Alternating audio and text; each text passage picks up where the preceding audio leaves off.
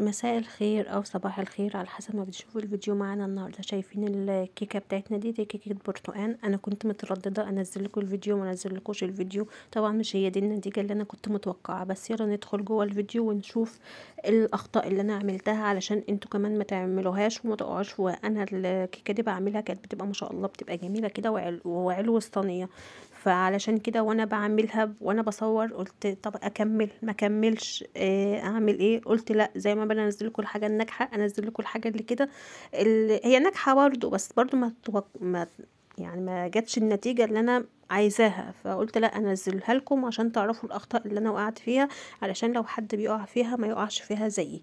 تمام. انا هنا عندي سفنديايه وعندي برتقانيه، واحده وواحده، ممكن تستعملي 2 برتقانه ممكن تستعملي 2 سفندي، بس ده الاتنين مع بعض بيدي تيست رهيب جدا للكيكه.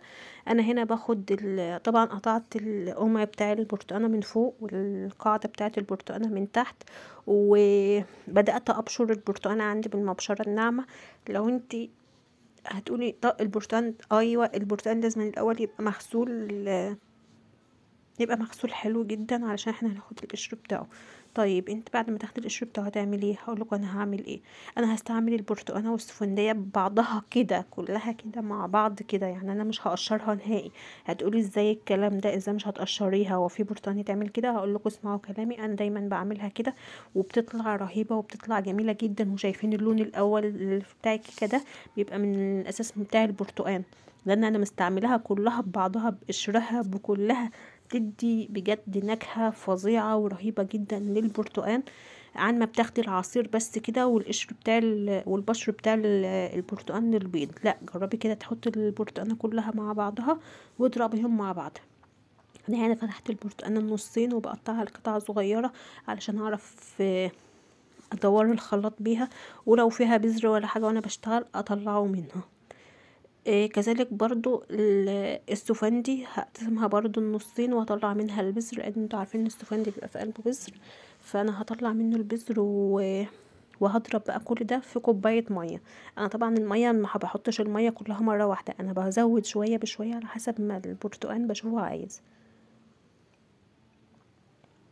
هتقول لازما ميه؟ هقول لكم ايوه ميه، لازما نستعمل ميه في ضرب البرتقال، لان هو ده اللي هينعم لي البرتقال خالص، وهو ده اللي هيخلي الكيكه برضو معايا ايه، مش مكتومه، تبقى هشه.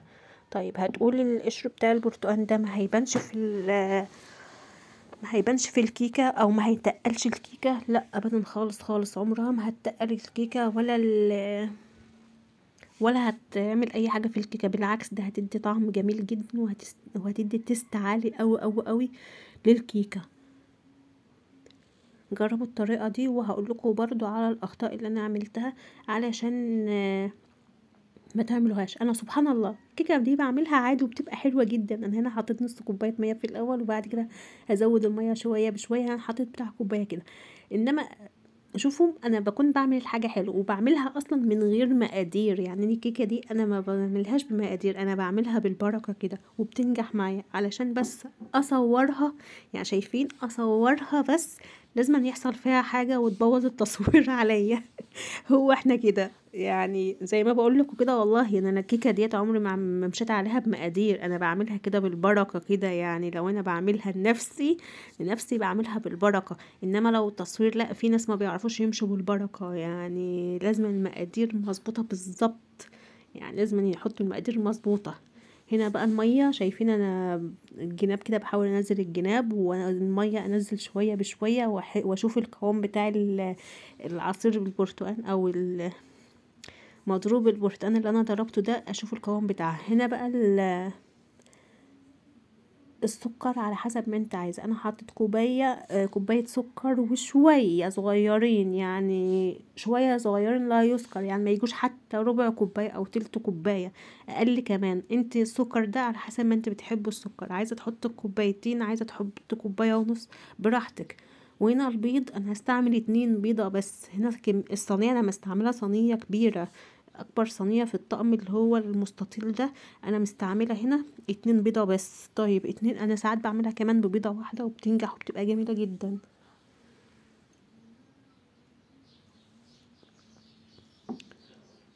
هنا بعد ما حطيت البيض وضربتهم كده مع بعض، هنزل بالبشر بتاع البرتقال اللي احنا بشرناه الاول. طب هو طبعا كده كده يعني ما هيفرقش معانا، لان ال